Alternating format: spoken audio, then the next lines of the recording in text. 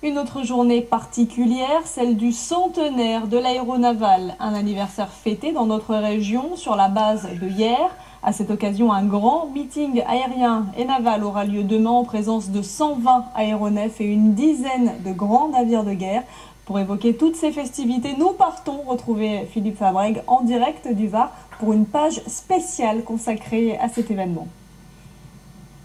Oui, bonsoir. Où l'effervescence est un petit peu retombée ici sur la base aéronautique de Hyères, puisque tout au long de la journée, on a assisté à des balais d'hélicoptères et d'aéronefs qui sont venus donc déjà dans un premier temps se poser derrière moi sur le tarmac et puis s'entraîner. En ce moment, c'est même une Alouette 2 qui se procède à des derniers entraînements. Tout cela devant des dizaines et des dizaines de passionnés que je vous propose de découvrir dans ce reportage. Les images sont de Patrick Kurt et d'Emmanuel Zini.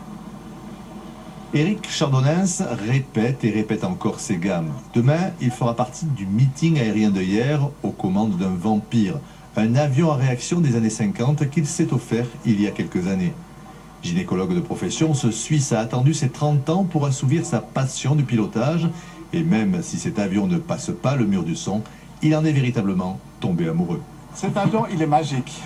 C'est vraiment la mécanique à l'état pur. Il n'y a pas d'ordinateur, il n'y a pas d'informatique. Tout est mécanique, tout est hydraulique, à air comprimé. Et puis, quand vous entendrez le réacteur, le gobelin, le sifflement, c'est une poésie, quoi. C'est vraiment un réacteur qui tourne, c'est une chanson. Vous l'aurez compris, il y a donc ce week-end sur la base aéronavale de Hyères des passionnés qui ont les moyens de s'offrir leurs jouets préférés